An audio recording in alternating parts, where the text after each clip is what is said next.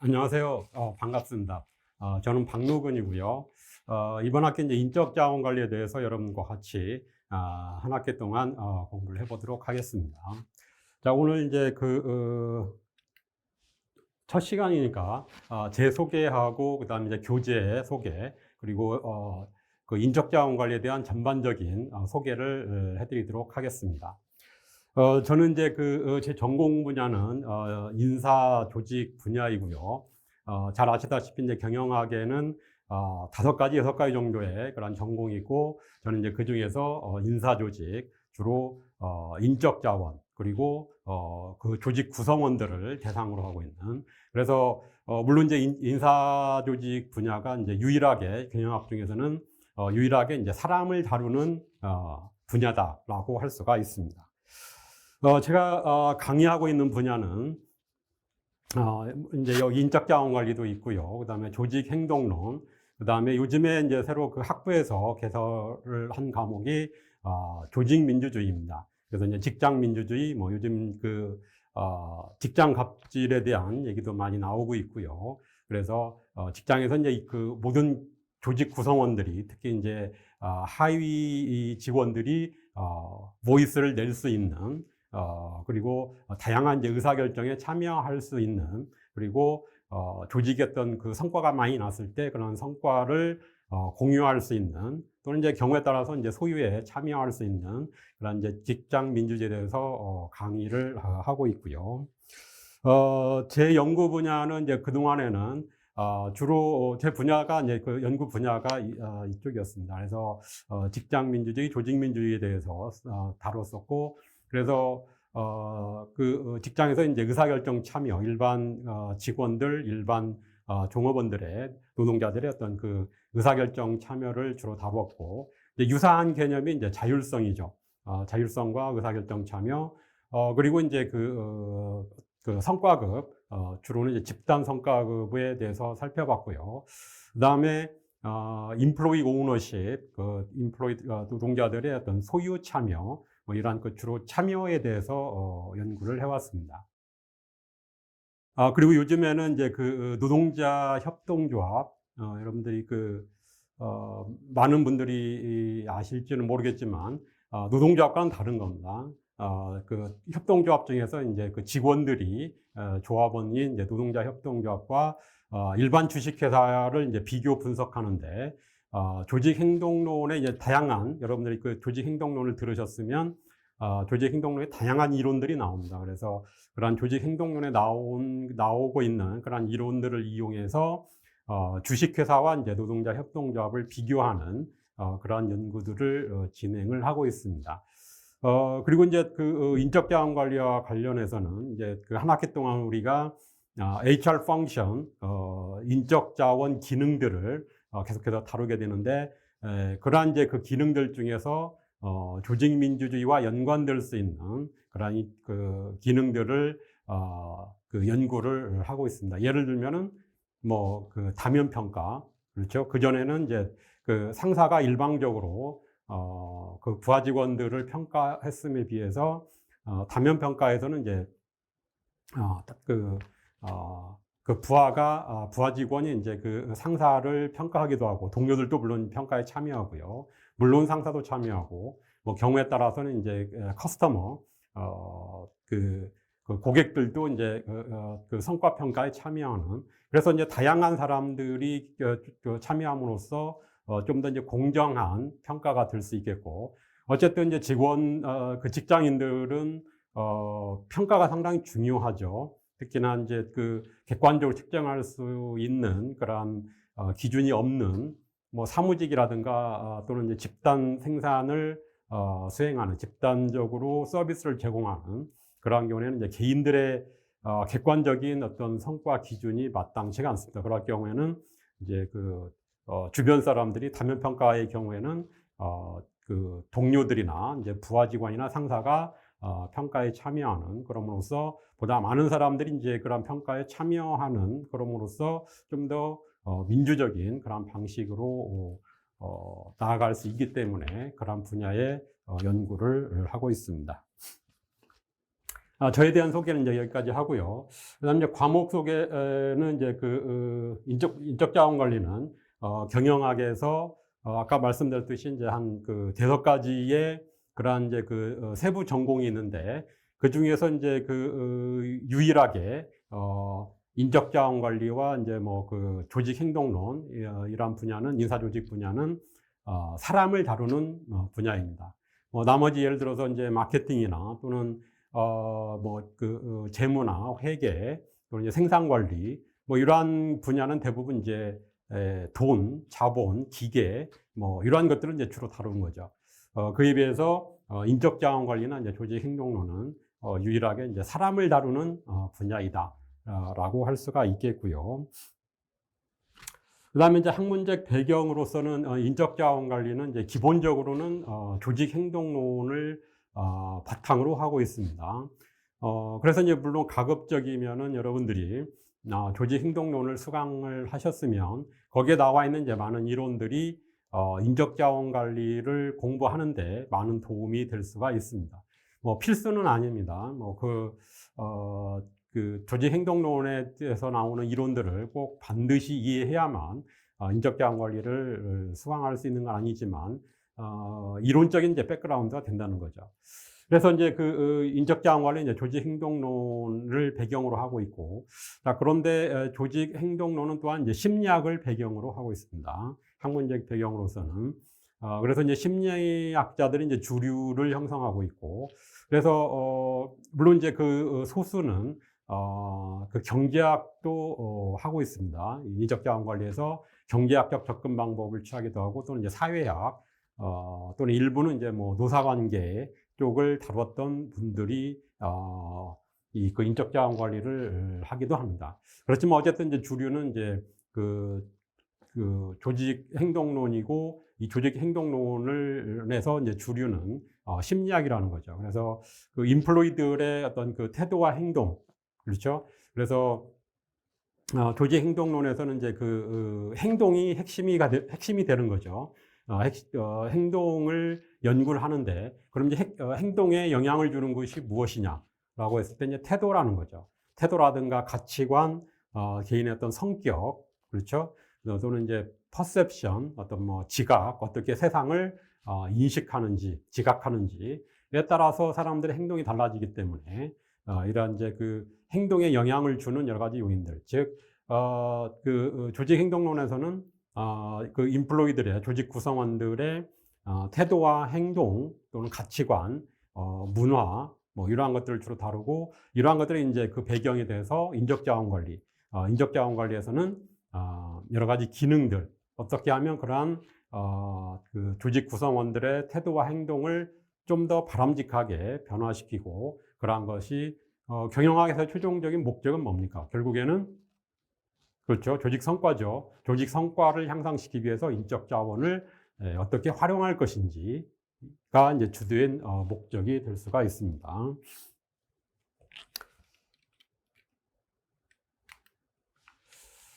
자, 그다음에 교재를 잠깐 말씀드리면, 주교재는 이제 박성수 교수의 네 분이 지은 디질로그 시대의 인적 자원 관리입니다. 이 교재를 중심으로 살펴보고, 부분적으로는 이제 좀 첨가할 게 있으면 부교재로 노희 교수하고 다른 교수들이 쓴 Fundamentals of Human Resource Management, 그래서 8판까지 나왔습니다. 그래서 이것을 참고해 주시고요. 그 다음에 이제 학점, 여러분 학점은 중요시하지 않을 수도 있겠지만, 어쨌든 평가를 해야 되겠죠. 인사평가도 있듯이, 저도 이제 평가를 하게 됩니다. 그래서 이제 출석 20%, 중간 기말고사 40%. 이것은 이제 항상 고정되어 있는 것은 아니고, 경우에 따라 약간씩 변동될 수 있다는 거. 그래서 제가 매 학기마다 강의 계획서를 올려놓으니까 그때그때 확인을 해보시기 바랍니다. 그래서 경우에 따라 출석이 10%가 될 수도 있겠고, 또는 과제가 과제를 낼 수도 있겠고, 또는 이제 중간고사하고 기말고사가 약간 주차가 다릅니다. 중간고사 때까지는 7주차고 기말고사 때까지는 6주차이기 때문에 이렇게 동일한 비율이 아니라 그냥 전체를 합해서 나머지 80%로 환산할 수도 있겠고, 약간씩은 이제 변동될 수 있지만 큰 틀은 뭐 이렇다는 것을 염두에 두시고요. 자, 그다음에 시험 방식은 이제 오프라인이나 이제 온라인으로 시험을 보겠고, 이제 한 3문제 내지 4문제 정도, 저는 이제 그 주관식 논술식으로 다 출제를 합니다. 그래서 한 챕터에 한 문제 정도, 또는 이제 두 문제에 두 챕터에 한 문제 정도씩 해서 3문제, 4문제에 따라서 그 문제 수에 따라서 이제 시간은 달라지겠고요. 그다음에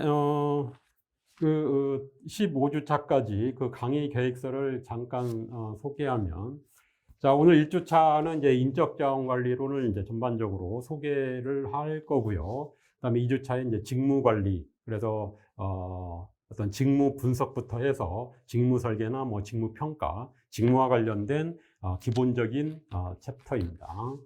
그다음에 인적 자원 계획이 있고요. 그래서 인적 자원의 이제 수요와 공급을 예측하고, 뭐 경우에 따라서는 이제 충원할 수도 있고, 아니면 경우에 따라서는 이제 해고나 뭐 줄여나갈 수 있겠고요. 이러한 것들이 지금 이제 HR 펑션, 우리가 한 학기 동안 다룰 그런 HR 펑션들입니다. 뭐 이러한 이제 그 HR 기능들, 인적 자원 기능들을 중심으로 한 학기 이 인적 자원 관리 수업이 진행이 됩니다. 채용 관리는 이제 인적 자원 계획을 해서 더 필요하면 채용을 해야 되겠죠. 그다음에 인사 이동은 이제 그 뽑았으면 이제 배치를 해야 되겠고, 또는 뭐 승진한다던가 부서를 이동한다던가, 인력 재배치라든가 이러한 것들이 이제 해당될 수 있겠죠. 그 다음에 이제 그 교육훈련, 이제 그 인적 자본 수준을 높이기 위해서 교육훈련을 할 수 있겠고요. 물론 요즘에는 그 훈련 비용을 절감하기 위해서 과거에 비해서는 이제 이 훈련의 어떤 중요성이 감소하긴 합니다. 그러나 여전히 중요하지만 경력직을 활용함으로써 이제 이미 훈련이 돼 있는 그러한 이제 스킬들을 갖고 있는 사람들을 좀 선발하는 경향이 있긴 하지만, 여전히 그 조직에 또 필요한 훈련들이 있고요. 훈련의 중요성은 강조할 수가 있습니다. 강조돼야 되겠고요. 그다음에 성과 관리, 성과 관리 분야 이 부분의 챕터에서는 이제 그 성과 평가도 해야 되겠고, 또는 더 앞으로 이제 나아지기 위해서 성과 평가에 기초한 어떤 그 피드백을 제공할 수도 있겠고요. 또는 이제 이것이 이제 임금으로 연결될 수가 있죠. 그다음에 이제 8주차에 중간고사를 보고, 이제 후반기로 넘어가서 이제 임금 관리. 사실 이제 임금은 굉장히 이제 중요한, 여러분도 굉장히 중요한 분야죠. 그래서 뭐 연공급이라든가 직무급, 직능급, 또는 이제 최근에 많이 도입되고 있는 이제 성과급 제도. 그래서 이제 그 임금과 관련된 부분은 이제 2주에 걸쳐서 살펴보고, 사실 이제 노사관계에서도 그 노사관계론에서도 임금을 중요시 다룹니다. 그 다음에 이제 그 11주차에는 이제 그 복지후생, 여러 가지 베네핏들에 대해서 살펴보고요. 그 다음에 12주차에 이제 이직관리, 그 다음에 노사관계. 노사관계가 요즘에 뭐 노동조합 조직률이 많이 그 떨어지고 있긴 하지만, 이게 이제 많은 특히나 이제 대기업에서 노조가 있고, 이러한 이제 대기업의 어떤 노사 협약된 내용들이 다른 분야에도, 다른 기업에도 파급 효과가 있기 때문에 뭐 아직도 영향력은 상당합니다. 그래서 노사관계도 여전히 중요한 주제이고요. 그다음에 14주차에는 이제 뭐 인적자원 관리의 과제라고 했는데, 기타 여러 가지 이제 그 주제들, 뭐 예를 들면 국제 인적자원 관리, 요즘에 글로벌화되어 있기 때문에 이제 많은 직원들이 해외에 파견되어 있고, 많은 외국인 노동자들이 또 한국에 들어와 있습니다. 그래서 국제 인적 자원 관리도 상당히 중요한 분야이고, 그 다음에 점차적으로 이제 한국도 노령화, 세계적으로 가장 빠르게 노령화, 고령화되고 있고, 뭐 고령 노동자와 관련된, 또는 이제 여성들의 경제 참가율이 증가하고 있고, 또는 이제 뭐 장애인이라든가 이러한 그 분야에 대해서 14주차에 살펴보도록 하겠습니다. 그리고 15주차에 이제 기말고사가 있고요. 자, 그래서 이제 본격적으로 인적 자원 관리를, 이 학문을 소개를 하면, 그 인적 자원 관리는 이제 인적 자원의 인적 자본 수준을 높이고 동기를 부여함으로써 조직의 성과를 높이기 위한 학문이다 라고 되어 있는데, 인적 자원과 인적 자본은 이제 혼용해서 쓰기도 하는데, 사실은 이제 좀 다른 용어죠. 다른 의미를 갖고 있죠. 그래서 인적 자원은, 사람을 자원으로 보는 겁니다. 즉, 조직의 어떤 구성원들이 이제 인적 자원이 되는 거죠. 사람 자체가 자원으로 보고 있는 거고. 그래서, 그 조직에 있는 구성원들, 뭐, 인플로이들, 뭐, 임직원들이 이제 인적 자원이 되는 거고. 인적 자본은 이제 인적 자원이 갖고 있는, 대표적으로 이제 기술, 지식, 능력, 뭐, 이러한, 그 인적 자원이 체화하고 있는 다양한 자본의 역할을 할 수 있는 어떤 생산적 잠재력을 가지고 있는 그러한 부분들은 이제 인적 자본이라고 합니다. 그래서 그 지식, 기술, 능력, knowledge, skill, 그 다음에 ability 해가지고 KSA라고 줄여서 얘기를 하고 있습니다.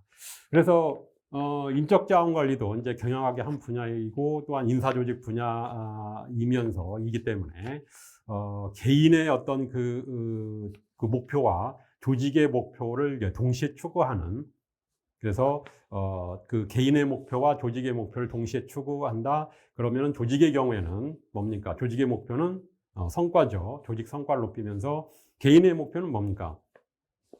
그렇죠. 직무 만족이나 동기부여나 이러한 것들이죠. 그래서 결국에 이제 그 인적 자원 관리는 인적 자원의 어떤 그 능력적인 측면과 동기부여를 통해서 조직의 성과를 높이고자 하는 그러한 학문이라고 볼 수가 있겠습니다. 자, 그렇지만 어쨌든 이제 그 인적 자원 관리는 앞서 말씀드린 것처럼 HR 펑션, 인적 자원 기능들 위주로 해서 다루게 됩니다. 그래서 직원들의 어떤 인적 자원으로는 직원들의 어떤 태도와 행동, 심리학이 기초라고 학문적 배경이라고 말씀을 드렸고, 그래서 어떤 직원들의 태도와 행동, 그 다음에 성과에 어떤 영향을 미치는 여러 가지 프랙티스, 뭐 팔러시, 정책 또는 시스템을 연구하는 학문이다. 그렇죠? 그래서 인적 자원 관리는 결국엔 인적 자원을 이용해서 조직의 성과를 향상시키기 위한 여러 가지 조직 정책과 관련되어 있는 그런 이제 HR 프랙티스 또는 뭐 팔러시라고 하고 있는데, 그런 이제 정책이나 관행을 연구하는 학문이다라고 정의를 할 수가 있습니다.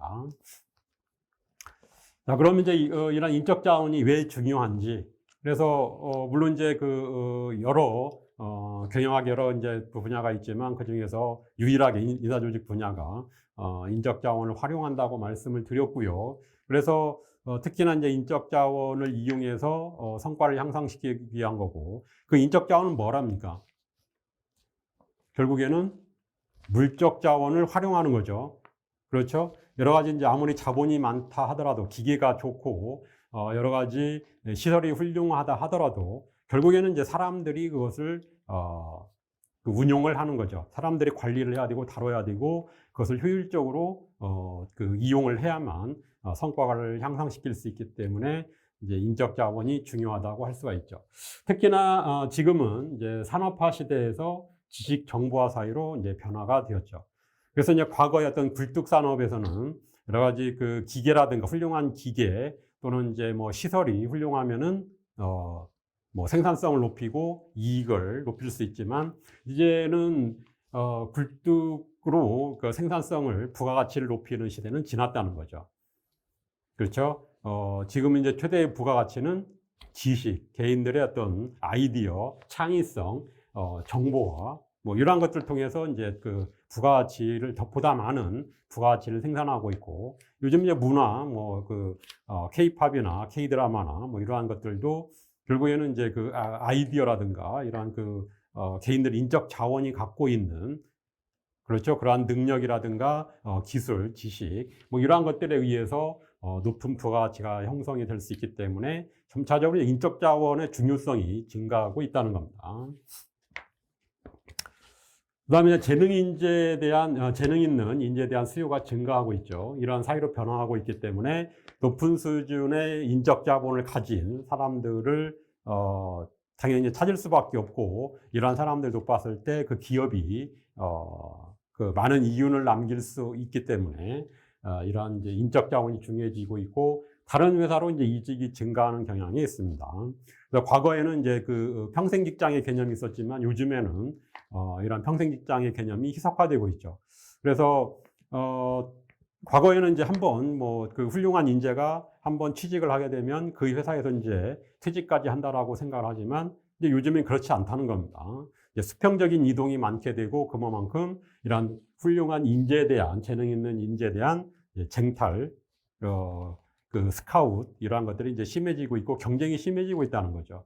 그만큼 이제 그 인적 자본 수준이 높은 또는 재능 있는 인재에 대한 수요가 증가하고 있고, 서로 모시기 위한 그런 경쟁이 증가하고 있다는 겁니다. 그래서 이제 피터 드러커 같은 경우에도 조직에서 가장 어려운 결정은 채용, 해고, 승진, 이런 사람에 대한 것이다. 결국 이런 그 인적 자원 관리에서 다루고 있는 내용들이죠. 앞에서 잠깐 보았듯이 채용이라든가 해고라든가 승진이라든가 또 임금이라든가 뭐 이러한 것들이 결국에는 이제 그 사람에 대한 것이고, 그 조직에서 가장 이제 중요하고 어렵고 이러한 결정들은 결국에는 인적 자원 관리와 관련되어 있는 내용들이다라고 하는 피터 드러커도 인정을 하고 있고요. 그래서 이제 좋은 인재를 보유하고 있는 기업은 이제 소수죠. 이 자체가 좋은 인재는 많지가 않기 때문에 이러한 좋은 인재를 가지고 있는 기업이 소수라는 점에서 우수한 인적 자원을 가지고 있는 기업들은 경쟁적 이점을 갖고 있다는 거죠. 지속 가능성을 갖고 있고 이러한 경쟁적 이점을 누릴 수 있다라고 얘기를 하고 있습니다. 자, 그래서 그 인적 자본에 대해서 좀 더 말씀을 드리면, 이제 인적 자본과 관련해서 자원 기반 이론, 리소스 베이스 비유에서는 인적 자본을 갖고 있는, 보다 높은 수준의 인적 자본을 갖고 있는 기업들은 이러이러한 이유들 때문에 이제 경쟁적 이점, 컴패리티브 어드밴티지를 갖고 있다라고 얘기를 하고 있습니다. 그래서 높은 수준의 인적 자본은 가치 있죠. 그 조직에 그 부가가치를 부여할 수 있는, 그 조직의 성과에 기여하기 때문에 가치가 있고요. 그 다음에 드물죠. 이게 높은 수준의 인적 자본, 즉 높은 수준의 지식과 높은 수준의 어떤 기술을 갖고 있는 사람들은 흔하지가 않습니다. 그렇죠? 그렇기 때문에 그러한 그 인적 자본을 갖고 있는 기업들은 이점을, 경쟁하는 데 있어서 이점을 가질 수밖에 없죠. 그 다음에 모방하기 어렵습니다. 이건 굉장히 오랜 시간에 걸쳐서 습득을 하는 것들이기 때문에, 그렇죠? 지식의 경우에도 뭐 수십 년, 10년 이상, 그 다음에 기술의 경우에도 뭐 처음에 이제 그 초심자부터 해서 계속해서 그 숙련을 쌓아가는 그 기간이 상당히 오랜 기간에 걸쳐서 인적 자본 수준이 높아지게 됩니다. 그래서 모방하기 어렵고 대체하기도 쉽지 않죠. 다른 사람이나 기계로도 쉽게 대처할 수 없기 때문에, 대처하기 어렵기 때문에, 이러한 측면에서 이제 높은 수준의 인적 자본을 가진 기업들은 경쟁적 이점을 갖고 있다라고 하는 게 이제 리소스 베이스 비유고요. 그래서 이제 인적 자본은 이제 개별 인적 자원이 갖고 있는 지식, 기술, 능력, 그래서 KSA라고 보통 간단하게 표현을 하게 됩니다. 자, 그래서 이제 자본 얘기가 나왔으니까 좀 자본과 관련된 내용들을 정리하면은 처음에 나왔던 것이 이제 노동과 자본에서의 이제 물적 자본이죠. 그렇죠? 생산 요소로서 노동과 자본이 있는데 그 중에 이제 자본은 물적 자본을 얘기하고 있고요. 그 다음에 인적 자본, 여기서 말씀드린 인적 자본은 이제 조직 구성원들이 갖고 있는 생산적 잠재력. 자본은 그 자체가 생산성이 아닙니다. 그렇죠? 잠재력만 갖고 있는 거죠. 그것을 활용을 했을 때 이제 그 생산성, 뭐 성과 향상으로 이어질 수 있겠고, 그래서 인적 자본은 이제 그 조직 구성원들, 인적 자원이 갖고 있는 생산적 잠재력, 뭐 기술, 지식, 능력. 그다음에 요즘에 이제 또 각광받고 있는 것이 이제 사회적 자본입니다. 그래서 사회적 자본은 보다 튼튼한 이제 네트워크. 그래서 자신들이 어떤 필요한 자원 또는 필요한 어떤 물품들, 자원과 지식을 이제 공급받을 수 있는 능력을 얘기합니다. 그만큼 네트워크가 좀 더 신뢰할 수 있고 강하고, 그러한 네트워크를 갖고 있는 사람들은 자기가 지금 현재 그런 자원이나 지식을 갖고 있지 않더라도 필요할 때 공급받을 수가 있는 거죠. 그럼으로써 다른 기업보다는, 다른 그 조직이나 다른 그 사람들보다는 보다 필요할 때 그 유용하게 활용할 수 있고, 그럼으로써 어떤 그 생산성을 높일 수 있는 또는 조직 성과를 높일 수 있는 가능성이 있기 때문에 요즘 이제 사회적 자본까지 얘기하고 있습니다. 자, 그 다음에 인적 자원의 특징들을 살펴보면, 결국 이제 사람이죠. 그 조직 구성원들입니다. 조직 구성원들은 능동성을 갖고 있죠. 그래서 이제, 과거에는 이러한 이제 사람들을 어떤 기계의 일부, 그래서 수동적인 존재로 보기도 했지만, 지금은 이제 자원이라고 그 표현하는 데서 알 수 있듯이 사람들은 이제 능동적이죠. 동기가 부여되면, 물론 동기가 부여되면 능동적으로 자신이 알아서 열심히 업무를 수행할 수 있죠. 그다음에 이제 개발 가능성이 있죠. 어떤 기계는 이제 단순 반복적으로 똑같은 일만 지속적으로 하지만, 뭐 미래도 이제 발전의 가능성이 없지만 사람들은 개발이 가능하죠.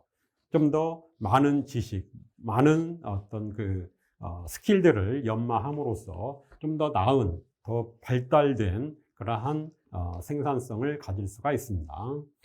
그다음에 사람들은 이제 전략적 요소라고 말씀드릴 수 있습니다. 앞서 말씀드린 것처럼 어떤 그 인간이 결국에는 그 조직을 운영하는 것도, 또는 기계나 어떤 시설을 또는 기계를, 도구를 운용하는 것이 결국 사람이기 때문에 사람들이 인적 자원이 가장 중요한 핵심적인 그런 요소라고 할 수 있겠고요.